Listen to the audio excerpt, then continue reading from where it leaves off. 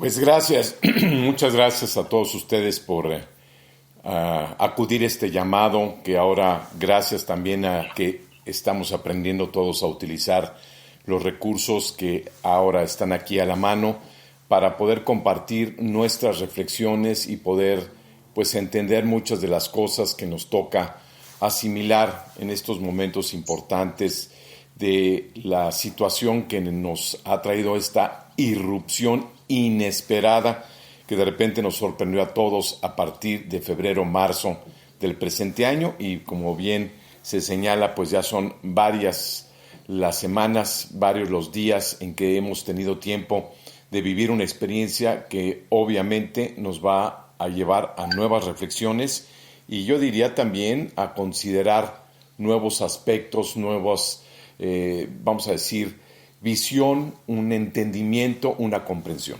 Lo que voy a decir parte evidentemente de la filosofía, de la psicología y de la psicopedagogía, entendiendo que estamos en un ambiente donde el asunto es para maestros, para personas que están directamente involucradas con la educación. Quiero empezar a hablar del tema tan trascendente de lo que significó que de repente nos indicaran que había que confinarnos en nuestros hogares, que había que detener nuestras actividades y encerrarnos en nuestros particulares domicilios y prácticamente evitar el contacto con otras personas. Evidentemente, esto obligó a que el aula de clases, la escuela, se cerrara y se empezara a tener una experiencia muy particular, muy poco vivida con la anterioridad en nuestra generación, en nuestro siglo, y que esto, pues la verdad, nos llevó a decir, bueno, ¿qué está pasando? Mi primera reflexión es que la verdad no es fácil captar que el alumno no estaba preparado tampoco para estar tanto tiempo en su casa, que muchas veces dentro de su casa el problema es el espacio donde estar, con quienes se relacionan diariamente, y muchas de las relaciones familiares, pues con todo el respeto a las familias, aunque las hay muy sanas y muy positivas, pues muchas no son funcionales, o es más, llegan a ser disfuncionales. Entonces el estrés y la tensión pues se enmarca en un cuadro que se viene a complicar en el estrés de tener que cumplir las exigencias y las peticiones propias de los maestros, que al no encontrar muchas alternativas, opciones, se precipitaron en dejar trabajos y más trabajos e incluso poner en la pantalla a los chicos a hacer actividades o estar en demasiado tiempo tratando de ponerle atención a la pantalla, lo cual también desde una perspectiva educativa, pedagógica, desde un instrumento, una herramienta, pues tanto los maestros como los alumnos no estábamos preparados para llevar a cabo una tarea que finalmente acabó siendo tediosa, aburrida, estresante, tensa, difícil. Entonces, para todos. Entonces, todo esto evidentemente nos hace pensar qué sí podemos hacer de aquí en adelante. Entonces, una de las cosas claves es que se tiene que actualizar y renovar la tecnología y los sistemas de transmisión de conocimiento y de formación de hábitos de indagación, de estudio y de reflexión, incluyendo los temas que tienen que ver con las nuevas maneras que van a tener que surgir de cómo evaluar el aprendizaje o el rendimiento o el esfuerzo o la voluntad que tiene el alumno. Todo esto pues está vamos aportando, vamos sugiriendo, es innovar, es proponer, es sugerir, es implementar nuevas formas de acudir a todos estos aspectos que ya señalé. Otro aspecto que me parece muy importante a entender de esta situación es el asunto de las relaciones humanas. Ya señalé que me he topado, porque veo muchos casos de jóvenes que virtualmente o hasta todavía en algunos casos presenciales me reportan que está muy incómodo tener que estudiar en casa porque no hay el lugar adecuado, no se tienen las herramientas adecuadas y porque es muy tensionante la vigilancia directa de papá, de mamá o incluso de los hermanos mayores o la lata que dan los hermanos menores a que estén también haciendo ruido, haciendo a otras actividades en la cercanía, y esto ha aumentado pues la atención directamente del alumno. Aunado a esto, el distanciamiento del alumno, sobre todo los que tienen más gusto por la socialización escolar, pues se han sentido verdaderamente aislados del vínculo más importante que finalmente ha demostrado ser en la escuela, la relación con sus amigos. Ya lo sabíamos, no es nada nuevo, es algo muy importante que no solamente le llamamos socialización, sino es donde se establecen los más importantes vínculos afectivo-emocionales de las personas. Incluso hoy en día podríamos decir que se ha convertido en el centro social afectivo de encuentro, de práctica de lo que significan las relaciones interpersonales, tanto en identidad como también en el manejo, desde las dificultades con las personas más complicadas o difíciles, manejar el bullying, aprender a distanciarse de las personas que te parecen tóxicas o aliarse, unirse, estrechar lazos con las personas con las que te identificas y que además puedes empezar a hacer actividades extraescolares. Entonces, esto nos lleva a también entender que el tema de relaciones humanas en un mundo que parece promover la soledad, la distancia y a veces el abandono con elementos que implican una cierta ansiedad, vacío existencial, preocupaciones profundas, intensas de no tener quien te quiera, quien te busque, quien te ayude, quien te apoye, con quien salir, con quien estar. Y todo esto pues se ha venido agudizando en una sociedad que por un lado promueve la convivencia, pero por otro lado parece que entre más la promueve socialmente hablando, más parece también existir una intrínseca soledad psicológicamente que lleva a procesos depresivos. Y esto, que no lo hemos comentado en otras ocasiones, me recuerda el tema del asunto que estuve investigando durante años, el cómo prevenir las adicciones. En algunos reportes que tengo de varios de los chicos, lamentablemente la solución ha sido la ingesta de drogas y el aumento de la ingesta de bebidas alcohólicas. Claro, con discreción, a escondidas, que no se note, que no se sepa, pero es para muchos jóvenes ha sido una experiencia difícil e insoportable. Parecían vacaciones, pero no, parece más una situación estresante, desesperante, que ha llevado a muchos muchachos a decir qué insoportable está siendo estar en mi casa, en este pequeño o en este repetitivo, rutinario y aburrido espacio. Además, vuelvo a repetir, la vigilancia de mis seres queridos, la estrecha supervisión me ha causado más tensión con la autoridad de lo esperado.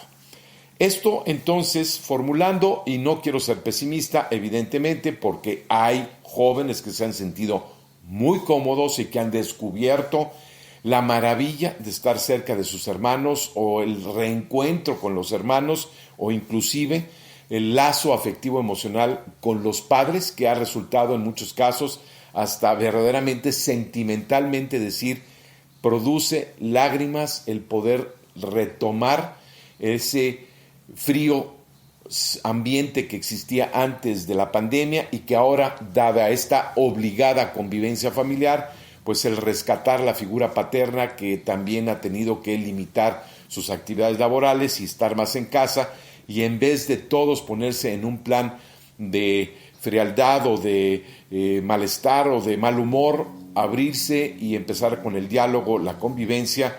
Y cosa curiosa, mucho ha sido el rescatar juegos de mesa, que ha permitido una forma de que se utilizó décadas atrás, pero que se ha venido a rescatar con muchas familias, entre muchos amigos, el jugar los famosos juegos de mesa de todos tipos, desde estrategia, dominó, barajas, Monopoly, turismo, muchos juegos que han venido a finalmente a estrechar lazos de entretenimiento y al mismo tiempo de actividad mental.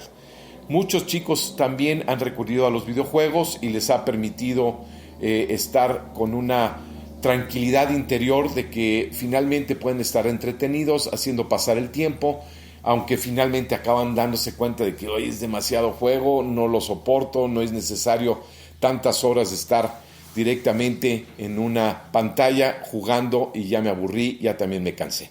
Y esto nos lleva entonces ya en esta primera parte de planteamiento de las circunstancias, el tomar consideraciones básicas de sugerencias que nosotros hemos visto desde el punto de vista emocional. Lo primero que quiero entonces ver es el valor de las relaciones humanas. Vamos a ponerlo como una prioridad por encima de lo que vas a la escuela. No es solamente aprender conocimientos. Las escuelas tienen que enfatizar que es muy importante el campo de las relaciones humanas. No dejarlas simplemente a ver cómo se suscitan en el entorno de las aulas de clase, de los pasillos o incluso de las cafeterías o de las áreas recreativas o deportivas, sino que la escuela tome más conciencia a nivel directivo, a nivel maestro, de la importancia que tiene un aula de clases, que tiene un pasillo, que tiene una área recreativo-deportiva, un recreo, y que la importancia que va a guardar de aquí en adelante el tener conocimiento, consideración y conciencia de todos los aspectos emocionales, afectivos que se dan entre los compañeros y los alumnos. Esto porque a veces parecería extraño que muchos jóvenes son castigados porque no paran de hablar con su compañero o su compañera que está en la banca contigua. Pues yo lo entiendo, es evidente. ¿Tú qué creías? ¿Que iba a escucharte a ti? Si lo que le interesa es estar escuchando a su compañera y a su amiga. Y esto es porque hay un lazo afectivo emocional. Con ella están quedando incluso, y cómo quieres tú de alguna forma querer interrumpir ese discurso, sino comprender que detrás de esa relación hay algo mucho más poderoso, afectivo, atractivo, sensual, de amistad, que es fundamental para ese joven. Entonces, esto nos lleva a replantearnos la conciencia, el conocimiento e incluso la promoción correcta y adecuada con modelos de dinámicas de grupo y de actividades sociorecreativas emocionales que fomenten las relaciones positivas y no tóxicas entre los mismos compañeros. Así que empecemos por entender que las emociones afectivas van a tener que ser consideradas como un vínculo muy importante en la asistencia escolar. Esto también nos lleva a replantearnos la relación maestro-alumno. Aquí me voy a tomar la libertad de una serie de investigaciones que se hicieron en el ámbito deportivo, en la psicología del deporte, que se descubrió que cuando un coach, un entrenador, sea en el tenis, sea en gimnasia, sea en voleibol, sea en fútbol, cuando el entrenador sinceramente hace una buena relación, digamos, amistosa con el atleta, con el futbolista, con el jugador, respetuosa, que no haya otro tipo de intereses, sobre todo tóxicos, negativos, el deportista aumenta sistemáticamente y notablemente su rendimiento. Esto ya se había descubierto en el ámbito deportivo. ¿Qué quiere decir esto? Que las variables afectivo-emocionales del coach, del entrenador, propician o motivan un incremento en la eficiencia del performance, del desempeño del atleta. Esto obviamente acarrea muchos mejores resultados que cuando el coach, el entrenador, el director técnico, si ustedes quieren llamarlo así también, se convierte en una persona que viene a enseñar, que viene a dar instrucciones, que viene a evaluar, que viene a dictaminar, que viene simplemente a regañar o a castigar o a premiar. Esto, entonces, aplicado en la relación maestro-alumno, nos da una nueva luz. ¿Qué quiere decir? Que los maestros van a tener que encontrar la fórmula psicoemocional personal para también establecer mejores vínculos afectivo-emocionales sanos con sus propios alumnos. Y esto nos lleva también a la teoría del liderazgo. La teoría del liderazgo nos ha hecho pensar siempre que tiene más éxito un maestro cuando practica liderazgo que un maestro cuando practica o ejercita su autoridad, que la tiene, que la da, por un lado, el título de maestro y por otro lado, porque es el que sabe. Pero si ahora le agregamos que la teoría del liderazgo nos enseña que también debes de considerar la trascendencia de que tú tengas empatía emocional con tus seguidores, en este caso, con los alumnos. ¿Qué implica esa empatía? Pues que te pongas en su lugar, que comprendas sus necesidades, que tengas conocimiento del perfil de un adolescente o de un joven de la edad de los que estás tratando. El otro día tuve la oportunidad de hablar con un padre de familia que me decía, molesto, que por qué su hijo, a pesar de estar en un entrenamiento mental como el que suelo proporcionar, sigue igual de comportamiento con el celular y de comportamiento de no cooperar en su casa, en lavar platos o en ayudar en las tareas domésticas. Y yo le comuniqué al papá un punto central de la psicología de los adolescentes. Cuando se está entre los 14 y los 16, 17 años, el joven necesita ubicar su ser. ¿Qué implica esto? Pues que está en la construcción de su identidad, y esta implica confianza en sí mismo, autoestima, definición de carácter, planificación de qué es lo que quiere, qué objetivos le parecen importantes en la vida, y todo esto pues implica dedicarse al ser interior. Es de las pocas etapas en la vida que por la misma psicobiología se da una secuencial colateral desarrollo de la psicoemotividad, de la conciencia de sentimientos, de emociones, de deseos, de apetitos, incluyendo obviamente los eróticos sexuales, de deseos afectivo-emocionales, de resolución de conflictos y de traumas vividos en etapa anterior, es decir, en la infancia, de establecer vínculos y conceptos relacionales con los papás, con los amigos, con las amigas, con los vecinos, con los propios hermanos. Todo esto es la construcción del ser. Por consiguiente, queda muy poco espacio para el tema del qué hacer. Entonces, los papás, como los maestros, siempre están más centrados en los hábitos, es decir, en el quehacer, en que se demuestre un esfuerzo, en la realización de conductas que manifiestan un desempeño exterior. Pero no consideran la importancia de que los jóvenes en esa edad están en la etapa del construir el ser. Por eso decía anteriormente que es una tarea de aquí en adelante muy importante en considerar las relaciones humanas intraescolares, el que los alumnos sean comprendidos, conducidos, orientados y guiados para la realización de un trabajo mucho más consciente y elaborado de lo que significa construir su conciencia, su seguridad, su autoestima, su seguridad y vencer la timidez, la vergüenza, la pena, el achicamiento, las timideces sociales, el temor, los miedos, en fin, muchas cuestiones que viven los alumnos. Por eso decía que la relación maestro-alumno debe de partir de una empatía.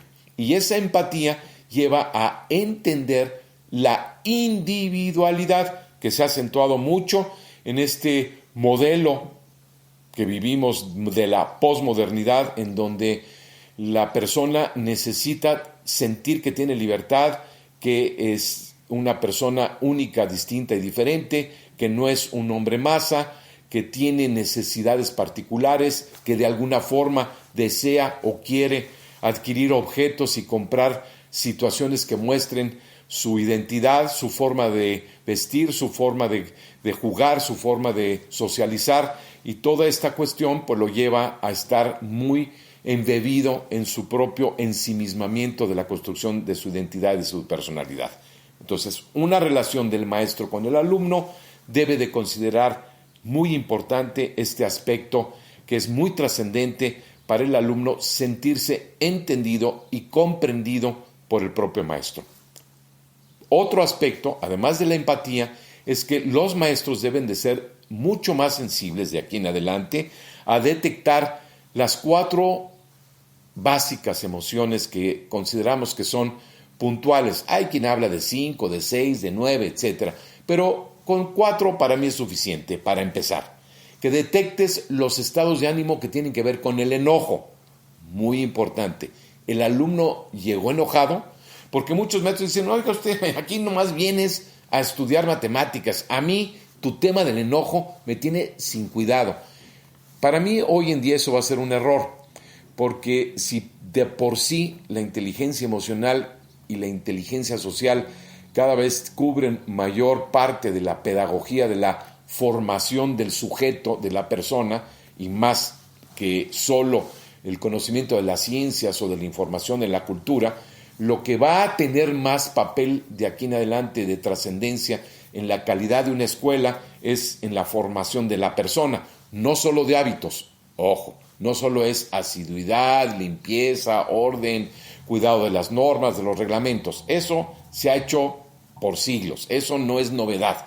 Lo que hoy en día no es importante es la obediencia y el sometimiento a las reglas o a la ética o al comportamiento moral y respetuoso, que son los valores clásicos y universales que siempre se han tratado de transmitir tanto en la casa como en el hogar. No, nos estamos refiriendo al tema del manejo de la confianza en sí mismo, de la seguridad, de todo esto que tiene que ver con manejar las emociones de enojo, de los sentimientos afectivo-emocionales, la irritabilidad, la sensibilidad, las frustraciones, todo lo que tiene que ver con los sentimientos y los manejos que hacemos en nuestras relaciones interpersonales. Otro aspecto de la segunda emoción que tenemos que tomar muy en consideración es la emoción del miedo. Quizás es la más terrible de todas. ¿Por qué?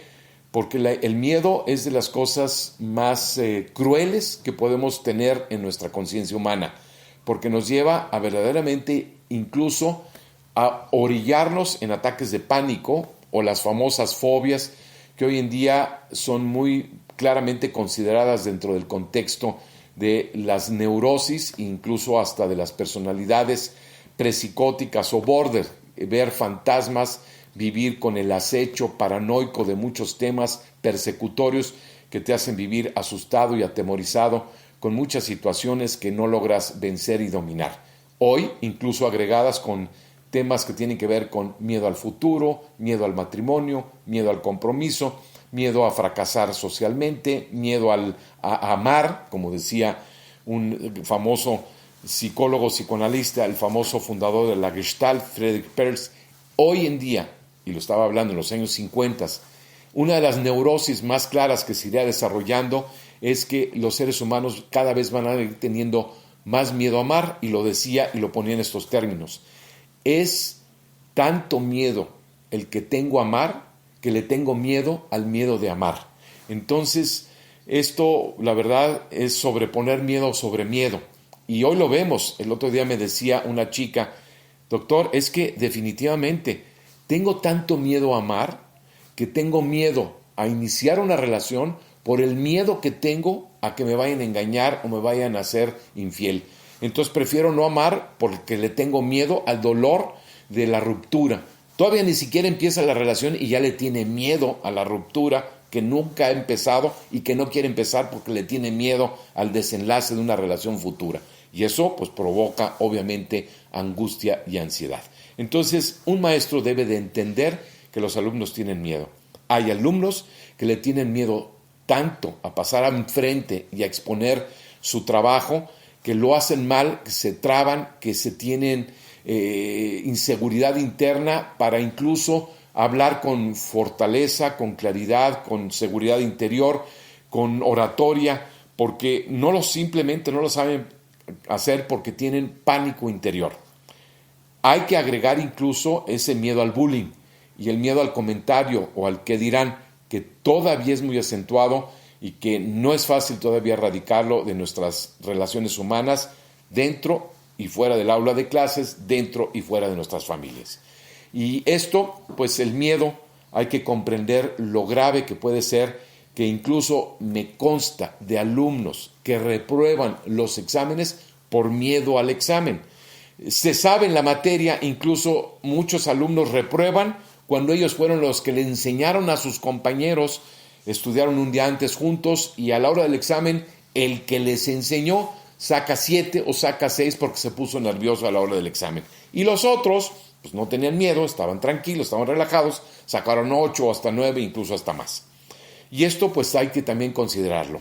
Un buen maestro va a tener que ayudar, si ya lo sabíamos antes, hoy en día se va a fortalecer más la conciencia de que un buen maestro ayuda a que los alumnos sean menos ansiosos, menos nerviosos, menos tensos, menos preocupados. Y esto va a ser fundamental en los parámetros que nosotros vamos a pedir de evaluación.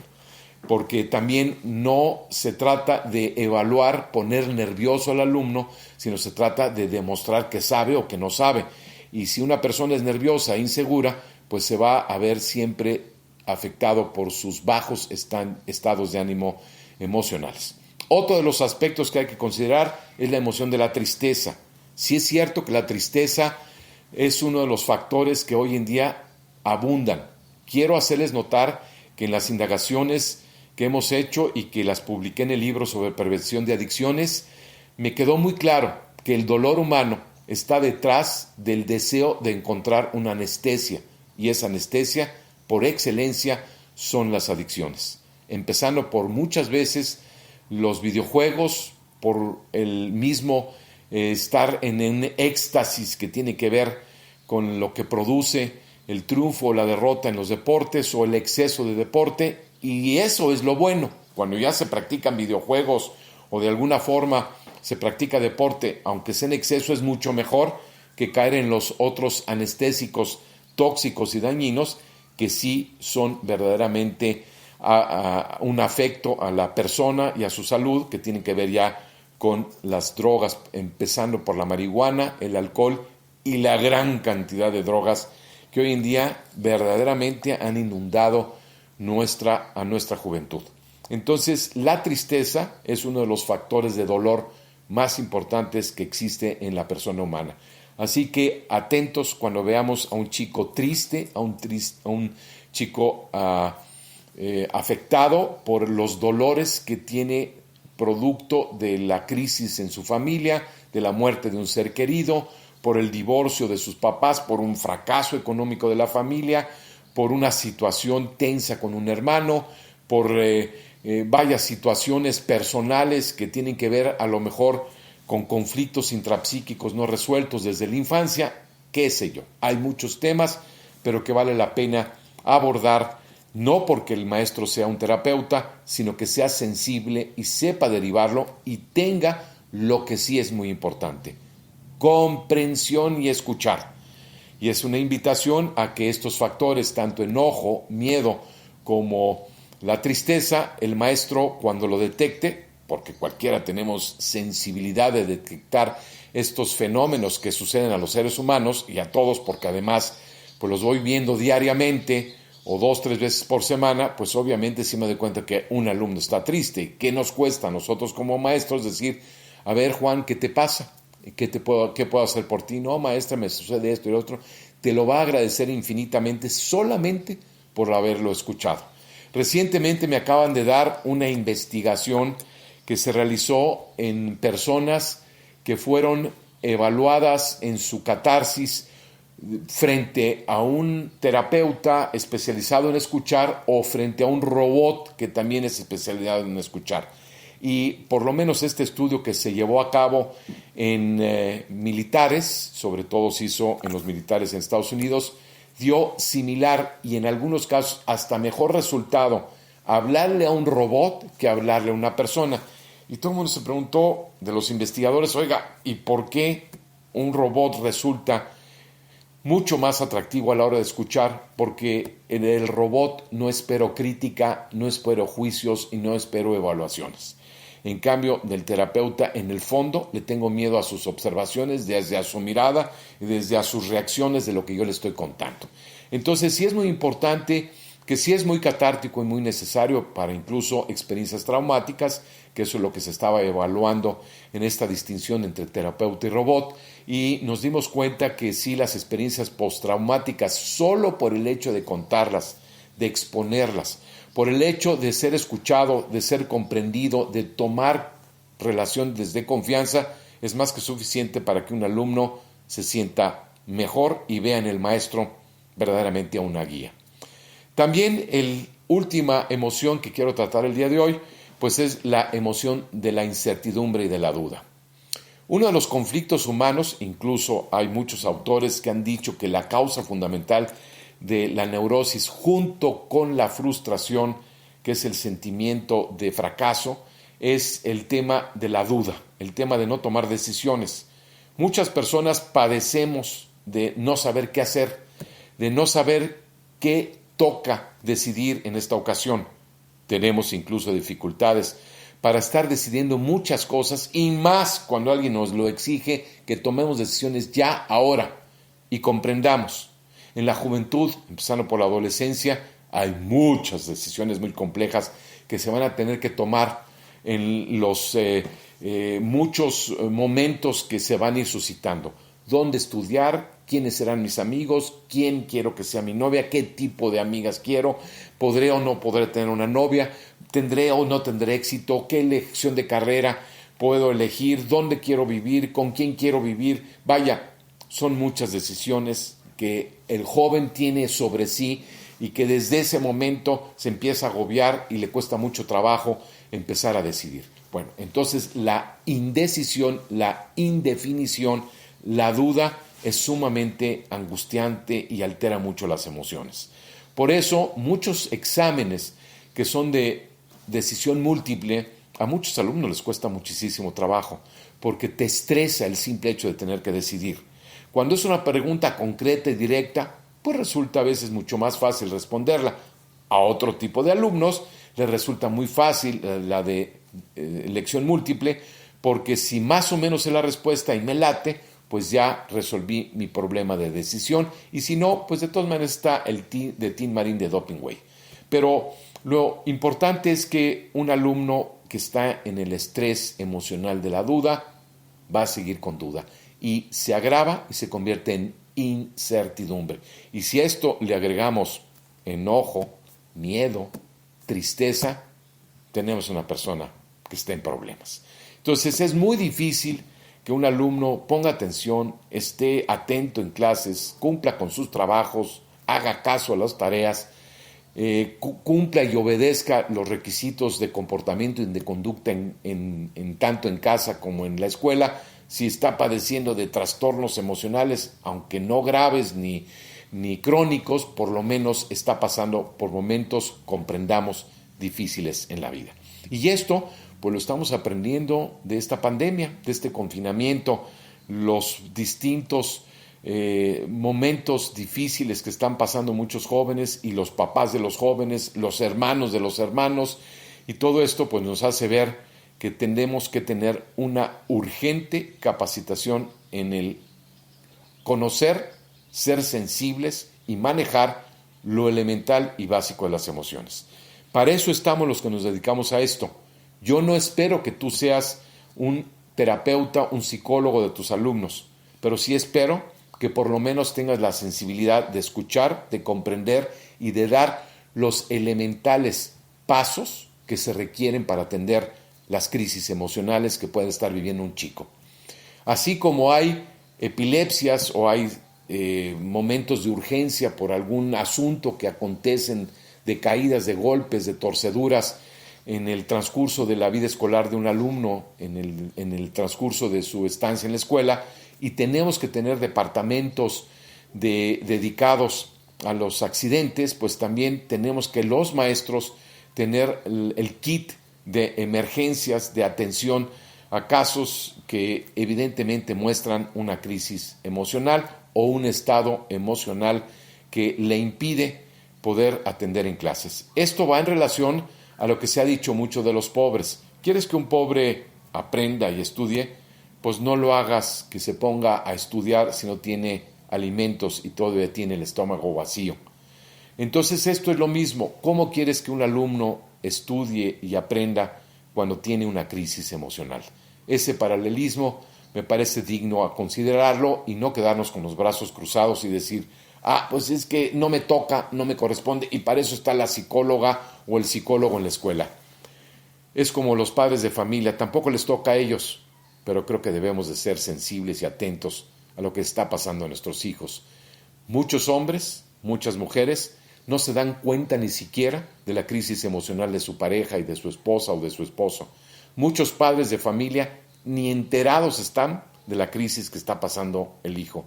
Muchos padres de familia hasta 2 años después se enteran de que su hijo fuma marihuana, fíjense ustedes.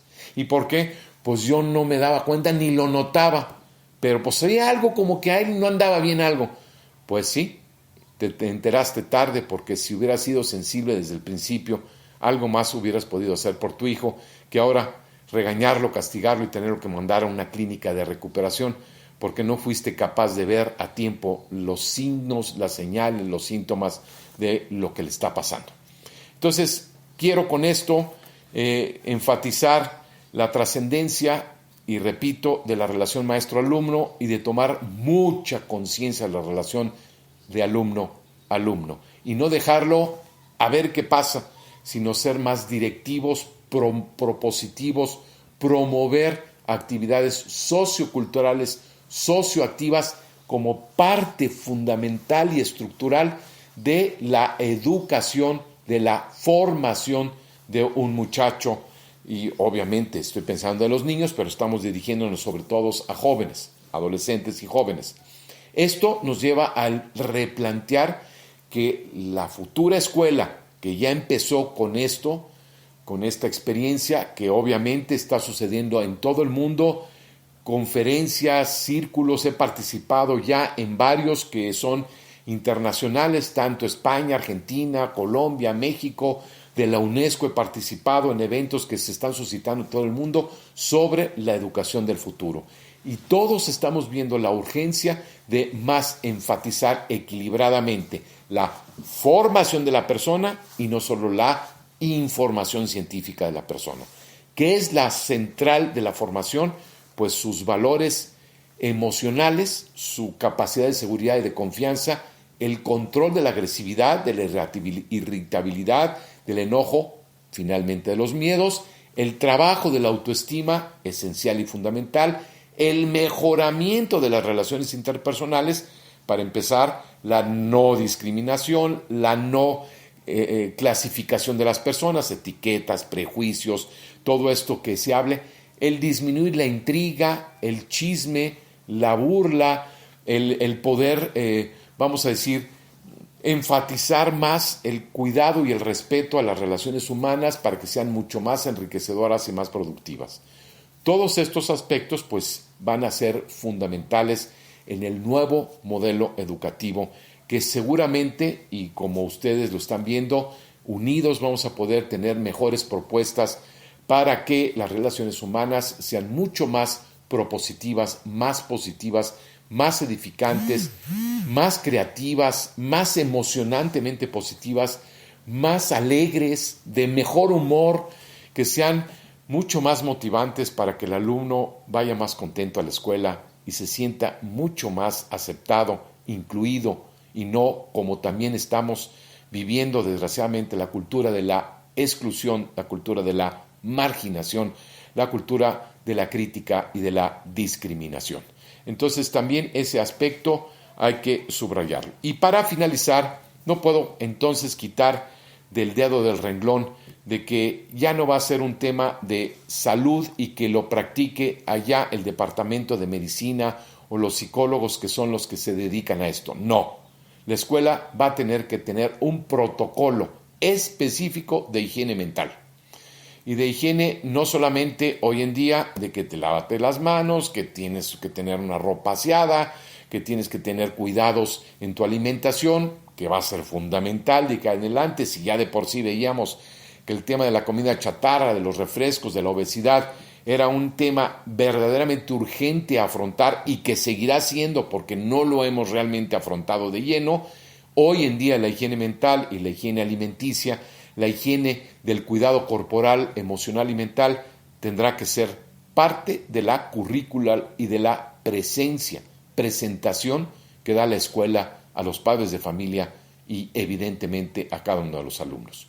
La higiene mental, que implica muchas cosas, con mucho gusto en otra ocasión hablaremos de estos temas que tienen que ver con toda la conceptualización de la higiene mental y para simplemente hacer un thriller de avance pues tiene que ver desde con los hábitos obviamente de limpieza mental, emocional, más pensamiento positivo y menos pensamiento negativo, tiene que ver con actitudes y comportamientos, tiene que ver con el sistema de regeneración psicoemocional, dormir bien, tener buenas conversaciones, no perder el tiempo hablando estupideces, en fin, muchas cosas que nos llevan a mejorar nuestra higiene mental, nuestra higiene en las relaciones humanas. Con esto creo que es prudente finalizar para dejar un espacio a preguntas y respuestas y con esta forma tener mucho más capacidad de unirnos en el pro de mejorar la educación en un sentido mucho más completo e integral y no solamente estar enfatizando en temas que tienen que ver con materias. Por eso es importante también que veamos la revisión de los programas de estudio donde debemos de incluir todos estos nuevos e importantes aspectos. Pues vamos entonces a con esto terminar y a decir muchas gracias. Esperamos que unidos todos en este afán de mejorar la calidad humana, la calidad emocional, la calidad de las relaciones maestros, alumnos, maestros, ambiente administrativo maestros, maestros, ambiente administrativo, padres de familia y sociedad en general. Todo esto hay que replanteárnoslo y buscar que sea una nueva manera de buscar vínculos positivos en las relaciones humanas. Muchas gracias.